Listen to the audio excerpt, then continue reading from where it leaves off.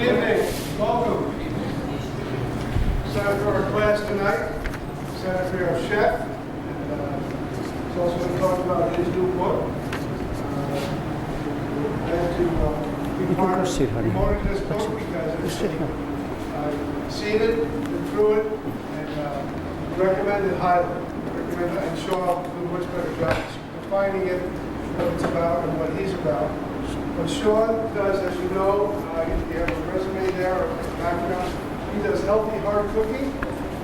And I was telling Tom that I was listening to a man teaching today about people who live over 100 years old, and in a couple of these cities he was talking about, and there's a number, maybe several hundred people in the city that lives over 100 years old, 116, 110, 120 years old.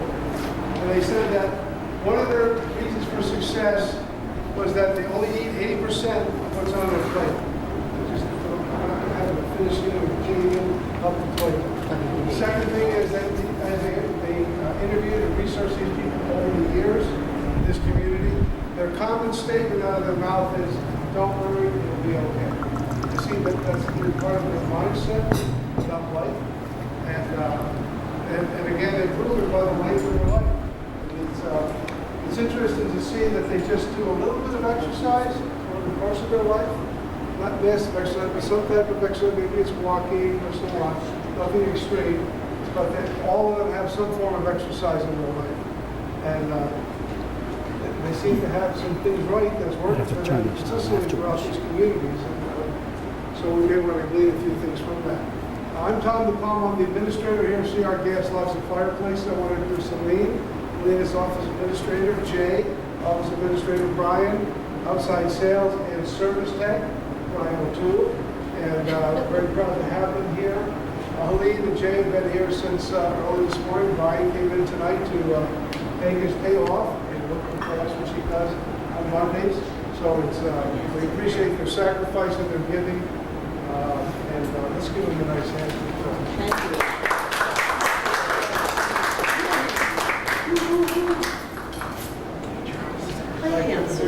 Shaw, Thank you. Chef Ravati. You're welcome. Healthy Hard Cooking. Next time. And Appreciate it. so you've got, what, another, Declare 100? You have how many years to go? Declare 100? 75, I think. 75? Yeah. He dyes his hair for effect. You Do he has I? Very dark hair. No, it's like standing in front of the grill most often than not. Okay. Thanks, Tom. Shaw is a teacher, and if you've not heard his presentation, he's very much a teacher, and much of what you hear, probably you're going to have some type of what they call a cognitive dissonance. You're going to fight it because it's not the way we learn to eat. It's not the way we learn about health. It's not the way we think about food. But I believe I've said over the years that some of these go back 700 years. Some of this mindset of preparing and so on. Food and gourmet and what do we say about it? A key to, if you could summarize your whole position on how you teach healthy. Eat everything you love in moderation, balance, and we'll come to that. All right. Am I starting? Yeah. Is this on? All right. Wow. Good evening. Here's to your health. If you don't have anything in your hand, get some. Water's good. How are you? You survived Irene?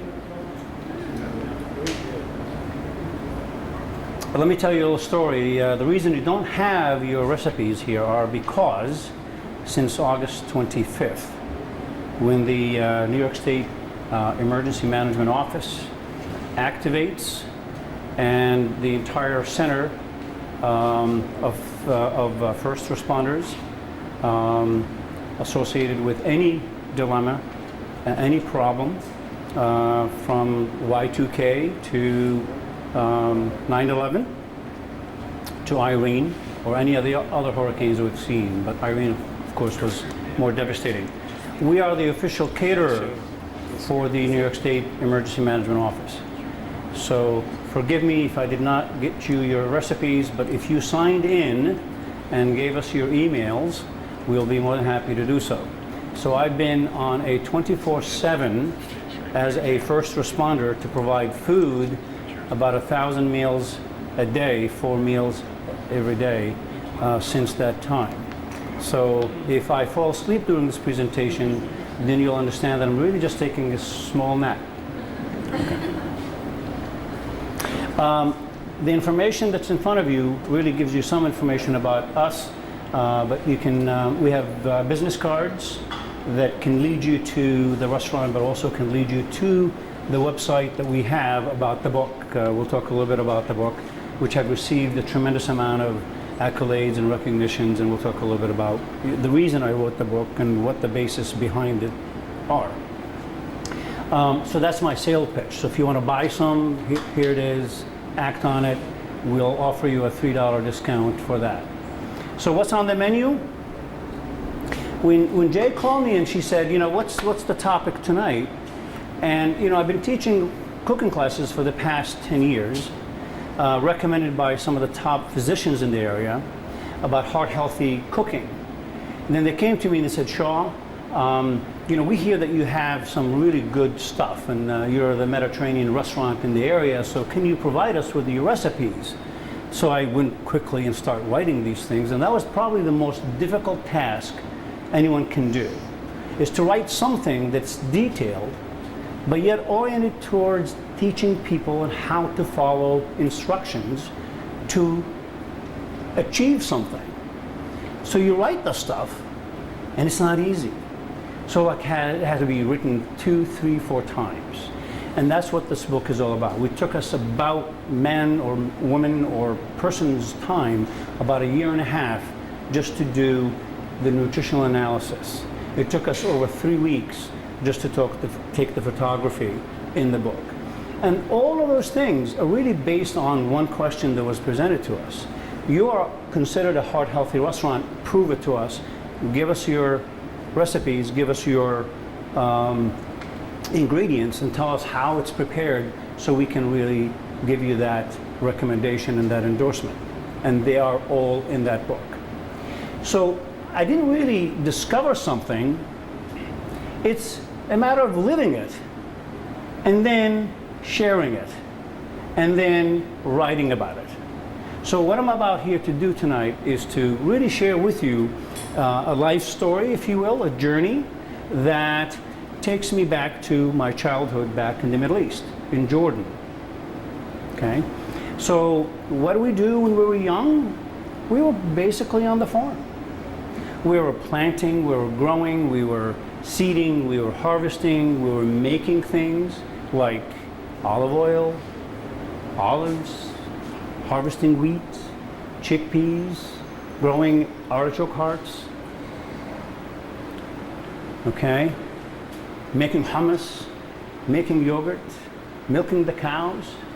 How many of you gets up every morning to do that as part of their first third of their year? But the interesting thing is, a lot of us are going back to see if we can really learn that aspect of our life. So it is not just about eating healthy, it's also about a lifestyle. And the lifestyle stems from waking up in the morning and saying, okay, what do I have? Forget work for right now, you know, forget paying bills. Forget about the major challenges in our lives. But one of the major challenges in our lives is food.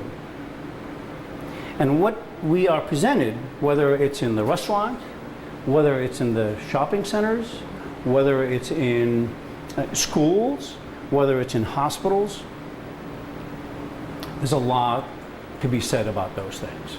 I'm not knocking anybody out, and some of you have heard me say things that were borderline like, wait a minute, we gotta stop doing this stuff. And this is 10 years ago. Ever since then, what do we see? We saw movies about the subject. We saw a whole bunch of different documentations or documentaries about the subject. So as Tom said, I'm not sharing with you a diet that, or a thingamajig that says you ought to follow those 5 steps. In about 15 days, you lose 5 pounds. That's not what I'm saying to you. The first thing I said to you is I want you to eat the food that you love, but in moderation and in balance. And we'll come to the last word. So don't let me forget what that last word is. Okay. So I asked, what should I share with this group tonight? Beside my book. That's my second commercial. Is I wanted to share with you a simple thing that you could do with a marinade that you can do with simple things like shrimp, or a light fish like tilapia, or salmon. All right? The reason I'm doing that is because we ought to eat a lot more fish than we do eat now. Now, why is that? Well, science suggests that we ought to be eating more omega-3 more 4 or 5 times a day. Where does omega-3 come from? Fish? Nuts? Come on, speak up, I can't hear you. Avocados. Avocados is another one. Chickpeas. Flaxseed oil. So there's a bunch of stuff out there that provide us with that, but we're not eating it. Wonder why? I want you to ask yourself why I'm not eating 4 times a week fish. That's good for me, good for my heart, good for my brain, good for my vision, good for everything else. All right, so we said, well, we'll do a grilled shrimp. It's easy, quick. You don't want to hear me talk all night, right? And we want to do a steak. So I chose pork. Now, I don't eat a lot of pork. I don't eat a lot of red meat, personally. But I want to prove to you that you can, in fact, have certain types of protein every once in a while that provide you the taste. And we'll talk about taste and what that word taste is. And then we're going to talk a little bit about long stem artichokes. These have been marinated in olive oil and some herbs and vinaigrette. Delicious as an appetizer, okay? The properties and the values and nutritional values of artichoke hearts are really superb for a lot of our bodily functions, if you will. All right, and then we're gonna do a chickpea salad. Actually, it's made, so it's ready for you to consume. So why chickpea? Why chickpea? Omega-3s. Omega-3, fiber, protein, easy to make, inexpensive to have. All right, so all the departments of beans are really something that we ought to be thinking about more often than not. So we should have more beans practically, I would say maybe once a day in our meals. And that, I'm not suggesting serving, notice. At least once a day you should have some type of, some beans, okay? Oh yeah, my cookbook. All the recipes that we're going to talk about tonight, we will email you those recipes, all right? All right. A couple more things, and I'm going to get some charts out here. These are more like thought-provoking, challenging kind of things. Can you all see this? Should I put this on the chart? Can you all see this? My daughter over here, Lexi, actually put this up for me off the computer. I don't know where she got the graphics from, but I think they were great. So who should we call this guy? Do you know what NaCl is? Sodium chloride. Sodium chloride, which is salt.